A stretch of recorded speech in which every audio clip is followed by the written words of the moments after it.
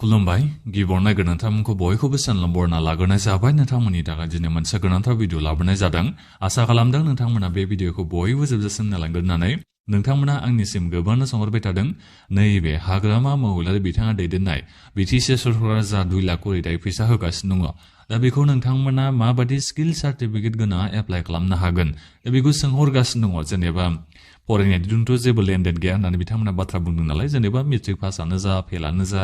degree फरायनायानो जा higher secondary फरायनायानो जा जिखिनि जाया फरायनायानो जाया मानो नाथायबा नोंनियाव स्किल सार्टिफिकेट एबा स्किल नोंनियाव दङबा नोंथांमोना 2 लाख फैसानि थाखाय एप्लाइ खालामनो हागोन होननानै जोंहा बिटिसि सरकारा बुंदों नालाय दा बेनिखायनो नोंथांमोना बेखौ मिथिना मोननो लुबैदों आरो माबादि स्किल सार्टिफिकेट थानांगोन होननानै दा बेनिखायनो आं नोंथांमोननिसिम बे भिडिअनि गेजेरजों खोन्थाहरजोबनो नागिरदों जेनेबा कम्पिउटार सार्टिफिकेट एबा कम्पिउटारनि डिप्ल'मा गोनांफ्रा एप्लाइ खालामनो हागोन हाया जायफोर नोंथांमोना ITI लानाय दा नोंथांमोना एप्लाइ खालामनो हागोन हाया जायफोर नोंथांमोना टेलरिं जायफोर नोंथांमोना नैबे जेरै हमनानै ला अमा फिसिनाय बिनिफ्राय हमनानै ला बोरमा फिसिनायनि नोंथांमोननियाव बेबादि स्किल सार्टिफिकेट दङबा दा नोंथांमोना एप्लाइ खालामनो हागोन हाया आं बेखौ नैबे भिडिअनि गेजेरजों खोन्थाहरजोबनो नागिरदों जेनेबा मा स्किल थानायफ्रा एप्लाइ खालामनो हायो आं बेखौ खोन्थाहरजोबनो नागिरदों बे भिडिअखौल' जोबजासिम नायलांबानो जाबाय दा बेनिफ्राय आरो माखासेया नैबे सेल्फ हेल्प ग्रुपनि 15,000 फैसाखौ माथो जोंलाय मोननो हायासै होननानै माखासे बेबादि बाथ्राखौ बुंहरदों दा नोंथांमोननिसिमबो आं माखासे बाथ्राखौ बुंहरनो सानदों बयबो नोंथांमोना भिडिअखौल' जोबजासिम नायलांबानो जाबाय दा बेनिफ्राय आंनि नोंथांमोननिसिम मोनसे खावलायनाय थाग्रोबाय गिबियावनो गासिबो नोंथांमोना चेनेलखौ साबस्क्राइब खालामना लाग्रोलायनानै जाहाथे नोंथांमोना बेबादिनो भिडिअखौ नैबे चेनेलनि गेजेरजों मोननो हायो आं दासान्दि नैबे लिस्टफोरखौ नायबाय थादों आरो जेनेबा सोर मानसिफ्रा नैबे हाग्रामा महिलारि बिथाङा दैदेननाय बिटिसि सरकारनिफ्राय 2 लाख थाखानि फैसाखौ मोननो थांगासिनो दं बिथांमोननि लिस्टखौ हगारदों नालाय दा बेहाय आङो नायनायाव नुनो मोननाय जादों जायफोर नोंथांमोननियाव डिप्ल'मा दङ कम्पिउटारनि जेनेबा बे डिप्ल'माया नोंनिया बोसोरसेनियाबो जागोन 6 मासनियाबो जागोन जिखिनि जाया मानो नोंनियाव नैबे कम्पिउटार डिप्ल'मा इन कम्पिउटार दङबा नोंथांमोना एप्लाइ खालामनो हागोन जेनेबा गोबाङानो 6 मासनि लायो गोबाङानो बोसोरसेनि नोंथांमोना डिप्ल'मा लायो कम्पिउटारनि दा नोंथांमोना एप्लाइ खालामनो हागोन जेनेबा बोसोरसेनियानो जा 6 मासनियानो जा कम्पिउटारनि नोंनियाव सार्टिफिकेट दङबा नोंथांमोना एप्लाइ खालामनो हायो बेखौ नोंथांमोना मिथिना लाबानो जाबाय दा बेथ' जाहैबाय कम्पिउटारनिया दा बिनिफ्राय फरायनायालाय बेसेबां नांगोन फरायनायजों जेबो खोथा गैया नों हायार सेकेन्डारियानो जा मेट्रिकआनो जा मेट्रिक फेलबाबो नोंथांमोना एप्लाइ खालामनो हागोन नाथायबा नोंनियाव नैबे स्किल सार्टिफिकेटआ थानाय जानांगोन कम्पिउटार सार्टिफिकेटआनो जा बायदियानो जाया मानो आरो बेनिफ्राय जायफोर नोंथांमोना ITI लानाय दा नोंथांमोनाबो एप्लाइ खालामनो हायो बेखौ जोङो जेनेरेलि बुंनो थाङोबा ट्रेड होननानै बेखौ बुंनाय जायो नोंथांमोना बेखौथ' मिथिखायो जानांगौ दा बेनिखायनो जायफोर नोंथांमोना ITI लानाय ना दा नोंथांमोनाबो एप्लाइ खालामनो हायो जाहैबाय ट्रेड लाइसेन्स होननानै बेखौ बुंनाय जायो गोबांनियावनो नोंथांमोना ITI लायो गोबां ITI नि जोंहा गोबां बेलेग जोंहा कर्स दङ दा जेखियानो जाया मानो नोंनियाव बे ITI नि नोंनियाव सार्टिफिकेट दङबा बोसोरसेनियानो जा बोसोरनैयानो जा बोसोरथामनियानो जाया मानो इलेक्ट्रिशियानफोरनिया जोंहा बोसोरथामनि जायो ITI आ दा जेखियानो जाया मानो नोंनियाव जुदि ITI नि ट्रेड लाइसेन्स दङबा माने ITI नि नोंनियाव सार्टिफिकेट दङबा एबा कर्स लानाय नोंहा दङबा नोङो एप्लाइ खालामनो हागोन बेखौ मिथिना लाबानो जाबाय बैसोआ बेसेबां होनदों 28 बोसोरनिफ्राय एप्लाइ खालामनो हायो बेखौ मिथिना ला 28 बोसोर बैसोनि जानायनिफ्रायसो एप्लाइ खालामनो हायो आरो बिनिफ्राय बेहाय जेन्डारनि जेबो खोथा गैया नोङो हिनजावसायानो जा हौवासायानो जा हाबा जानायानो जा हाबा जायियानो जाया मानो नोंथांमोना गासिबो बयबो नोंथांमोना एप्लाइ खालामनो हायो बेखौ नोंथांमोना मिथिना ला दा बेनिफ्राय नैबे बिटिसि सरकारा बेखौ बुंदों आरो जेनेबा नैबे एबाराव जुदि गोदान एप्लाइ जायोबा जोङो बैसोखौ एसे खमायनो नागिरदों बेबायदि बाथ्राखौ बुंदों जानो हागौ जेनेबा बिथांमोना 25 बोसोर नङाबा 26 बोसोर बैसोनिफ्राय बिथांमोना एप्लाइ खालामनो थाखाय खाबु होनो हागौ खोमा दा बिनि अनगायैबो आरोबाव मा नोंथांमोननियाव सार्टिफिकेट थानाय जानांगोन जायफोर नोंथांमोना प्लाम्बारनि सार्टिफिकेट लानाय प्लाम्बारनि जायफोर नोंथांमोना कर्स लानाय दा नोंथांमोनाबो एप्लाइ खालामनो हागोन आरो बेजों लोगोसेनो मोनसे खोथा जायफोर नोंथांमोना डिलेट कमप्लिट खालामनानै दङ दा नोंथांमोनाबो एप्लाइ खालामनो हायो आं बेहाय नुदों आरो माने जाय बिथांमोना डिलेट लानानै दोननाय बिथांमोनाबोथ' डिप्ल'मायावनो गोलैयो नालाय डिलेटआबोथ' दा बेनिखायनो डिलेटआबो नोंथांमोना एप्लाइ खालामनो हागोन दा बेनिखायनो गोबां जोंनि नैबे बिटिसिआव डिलेट लानाया गोबां जाथारबाय दा बेनिखायनो नोंथांमोना फैबाय थानाय नैबे एप्रिलनि जोबथा सप्तानिफ्राय एप्लाइआ जागोन बायदि खोनादों दा जेखियानो जाया मानो एप्रिलाव जायोना जुनाव जायो ना जुलाइयाव जायो जायखिया माने नोंथांमोना जेब्ला एप्लाइ जायो नोंथांमोना गासिबो एप्लाइ खालामबानो जाबाय जायफोर नोंथांमोनाव डिलेट डिग्रिया दङ डिलेटनि डिप्ल'मा दङबा कम्पिउटार एप्लिकेसनावथ' नोंथांमोनाव गोबांनियानो दंखाजोबो कम्पिउटारनि डिप्ल'मा नोंथांमोना गासिबो लानानै दोनखाजोबनाय दङ जानो हागौ नोंथांमोनाबो एप्लाइ खालामनो हागोन दा बिनि अनगायैबो जायफोर नोंथांमोना जेरै अमा फिसिनायनि गोबां जोंहा कर्स थायो गोबां जोंहा स्किल ट्रेनिं बायदिसिना होयो बेफोरनि नोंथांमोना जेनेबा लानानै दोनदोंबा स्किल सार्टिफिकेट नोंनियाव जुदि दङबा बोरमा फिसिनायनि अमा फिसिनायनियानो जा दाउ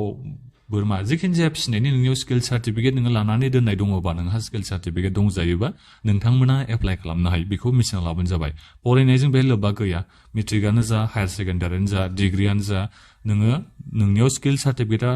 थाथारनांगोन बेखौल' नोंथांमोना मिथिना लाबानो जाबाय दा बिनि अनगायैबो हिन्जावसाफ्रा जेरै जोंहा मेकआप बायदि जोंहा हिन्जावसाफोरनि स्किल जोंहा सार्टिफिकेट नोंथांमोना गुवाहाटियाव सोरबा थांनानै लाहैयो बायदिनो नोंथांमोना स्किल लाहैयो नोंथांमोना गुवाहाटियावनो जा जेरावखि जाया मानो नोंथांमोना महिलाफ्रा हिन्जावसाफ्रा थांनानै नोंथांमोना स्किल लाहैयो कर्सफोर लाहैयो दा नोंथांमोनाबो गासिबो इलिजिबल जाहैबाय स्किमनि थाखाय एप्लाइ खालामनो थाखाय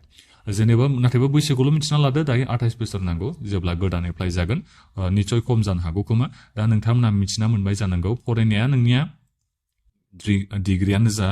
मेट्रिकआनो जा हायार सेकेन्डारि जा ना क्लास 8आनो जा जिखियानो जाया मानो नोङो नाथायबा नोंनियाव मा थानाय जानांगोन नोंनियाव सार्टिफिकेट थानाय जानांगोन माबानि स्किलनि सार्टिफिकेट टेलरिंआनो जा बायदियानो जाया मानो नोंनियाव जुदि स्किलनि सार्टिफिकेट दङबा स्किल होनदों नालाय नोंनियाव जिखिनि जानो स्किलनि सार्टिफिकेट नोंनियाव दङ मानो नोङो एप्लाइ खालामनो हागोन बेखौल' नोंथांमोना मिथिना लाबानो जाबाय आं नामफोरखौथ' दा बुंजोबनो हाला गोबां जोंहा स्किलनि जोंहा सार्टिफिकेटनि जोंहा कर्सफोर थायो आं बेखौ बुंहरजोबनो हाया दा जिखियानो जाया मानो नोंथांमोना मिथिना लाबानो जाबाय नोंनियाव जिखिनि जाया डिप्ल'मा दङबा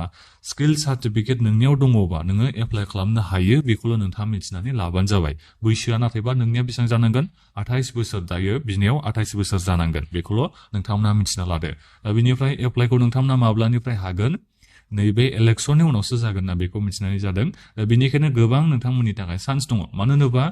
आसाम सरकारानो बिटिसि सरकारा सेलेक्सन खालामगोन 15,000खौ जोंनि नैबे बिटिसिनिफ्राय बिनिफ्राय आसाम सरकारा फैसाखौ हरगोन हाग्रामा बिथांनि सरकारनो बिटिसि सरकारनो हरसिगोन बिनिफ्राय सेलेक्सनखौ सोर खालामगोन नाथायबा बिटिसिनि सरकारासो खालामगोन दा बेनिखायनो जेरैबायदि दाख्लै दा जोंहा 2 लाखनि जा चेक रानदों बिटिसि सरकार दा थिग बेबादिनो जोंहा एप्लाइआ जाहैगोन नोंथांमोना ब्लक अफिसनियावनो फर्मखौ मोनहैनो हागोन दा बिनिखायनो नोंथांमोना रेडि गासिबो थाबानो जाबाय जेब्लानो एप्लाइआ जागोन आंबो नोंथांमोननिसिम भिडिअ लाबोनानै मोजाङै खोन्थाहरगोन आरो बिनिफ्राय नोंथांमोना दानिया नैबे सेल्फ हेल्प ग्रुपनि जायफोर नोंथांमोना 15,000 फैसाखौ मोनाखै नोंथांमोना बुंहरदों आरो माने जोंलाय माथो मोनासै होननानै नोंथांमोना टेनसन लाना जेनेबा गासिबनोबोथ' होजोबनो हागोन बेबोथ' नङा बाथ्राया बिटिसि सरकाराथ' इसेबां बाजेट मोनाखै नोंथांमोनाथ' मिथिखागौ इसेबां माने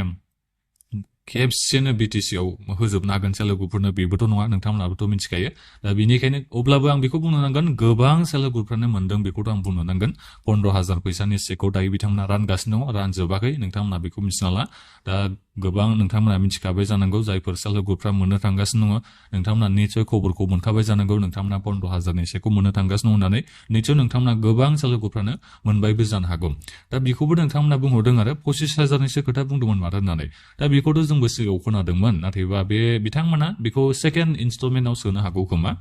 जेसांखिनि बाखि थानाय बेखौ बिथांमोना सेकेन्ड किस्तियाव सोनो हागौ खोमा दा जिखियानो जाया मानो नोंथांमोना बेखौ मिथिना ला बे 15,000 फैसाखौ बिथांमोना बोसोरफ्रोमबो सेल्फ हेल्प ग्रुपफोरनो होनो थाखाय थांखि लादों बेखौ मिथिना लाबानो जाबाय जेनेबा जायफोर ग्रुपफ्रा मोनखांनाय नोंथांमोना मोनाबो जानो हासिगौ गोदान ग्रुपफोर माने जायफोर सेल्फ हेल्प ग्रुपफ्रा मोनाखै बिथांमोना फैगोन बोसोराव नङाबा इलेक्सननि उनफोराव बिथांमोना 15,000 फैसाखौ मोननो हागोन ओरैनोथ' बिथांमोना बुंखादों नालाय बाजेट मोननो हागोन माने मोननोबो हागौ आरो बेखौ 100%बो बुंहरनाया मोजां जानाय नङा बिनिफ्राय बिथांमोना बोसोरफ्रोमबो नोंथांमोननिसिमथ' रादाय होदों नालाय बाजेट बोसोरफ्रोमबो नोंथांमोननिसिम लागोन होननानै नोंथांमोननि थाखाय लागोन होननानै दा बेनिखायनो बोसोरफ्रोमबो जायफोर ग्रुपफ्रा सेल्फ हेल्प ग्रुपफ्रा फैसाखौ मोनाखै निश्चय नोंथांमोना मोनबाय थानो हागोन 15,000 होयोना ना बिथांमोना बारायलाङो दा बे उननि बाथ्रा जासिगोन दा जेबो नोंथांमोना सानथ'नो नांला नोंथांमोना एसे नेबानो जाबाय अब्लासो जों मिथिनो हागोन बिथांमोना जा रादाय होदों बेखौ मावफुंमारो ना मारा जों बेखौ मिथिगोन दाथ' गोदान नालाय बिथांमोना निश्चय दा जाखिनि बाथ्रा बुंदों खोथा बुंदों बेखौ बिथांमोना लाखिनो नाजागोन नाथायबा जेब्ला बोसोरसे बारलाङो नेक्स्ट बोसोर बै फैगोन बोसोरावसो जों बेखौ मिथिनो हागोन गमामायैनो नैबे सरकारा जा रादाय होदोंमोन इलेक्सननि समाव दा बेखौ बिथांमोना मावफुंनो हागोन हाया बेखौ जों अब्लासो मिथिगोन दा नोंथांमोना बेखौ नोजोर बोनानै जेबो लाब गैया दाथ' बिथांमोना इलेक्सननि खाथिबो जाहैबाय दा उफाय गैया रादाय होनायखौ बिथांमोना मावखानांगोनखा नङाबा इलेक्सनाव बेलेग फिनजाथाय जाहैगोन दा बेनिखायनो बिथांमोना दायो जा मोनबा रादाय होदों बेखौ बिथांमोनखौ मावफुंनायखौ नुनो मोननाय जादों नाथायबा बोसोरफ्रोमबो बिथांमोना बे मोनबा खामानिखौ मावबाय थानांगोन रादाय होनाय बायदिबा दा बिनिखायनो फैगोन बोसोरावसो जों बेखौ मिथिना मोननो हागोन हाग्रामा महिलार बिथांमोननि सरकारा जा रादाय होदों बेखौ मावफुंगोन ना मावफुङा एबा बिथांमोना बे रादाय होनायाव गसंथायो ना थाया बेखौ जोङो फैगोन बोसोरावसो मिथिनो हागोन दा बेखौ आं नोंथांमोननिसिम बे भिडिअनि गेजेरजों खोन्थाहरनाय जाबाय दा निस्सय दायो नोंथांमोना मिथिना मोनबाय जानांगौ नैबे 2 लाख फैसानि थाखाय सोर बादिया एप्लाइ खालामनो हागोन जिखिनि जाया स्किल सार्टिफिकेट थानाय जानांगोन डिप्ल'मा थानाय जानांगोन अब्लानो एप्लाइ खालामनो हागोन दा बेनिफ्राय नैबे 15,000 फैसानि थाखायबो नोंथांमोना मोनबायानो थागोन जुदि बिथांमोना रादायखौ लाखियोबा दा बे भिडिअ बेखिनियानोमोन नोंथांमोना दानिया माबाफोर सोंनांगौ दङबा भिडिअखौ मुक्साव नोंथांमोना कमेन्ट खालामबानो जाबाय आरो बे भिडिअखौ गासिबो नोंथांमोना शेयार खालामनो हादो जाहाथे गासिबो मानसिफ्रानो मिथिनो हायो नैबे 2 लाख फैसानि एप्लाइनि बागै आरो जाहाथे गासिबो रेडि थायो एप्लाइनि थाखाय दा बेखौनो आं नोंथांमोननिसिम बे भिडिअनि गेजेरजों बुंहरनाय जाबाय दा बेखिनियानोमोन गोजोन्थों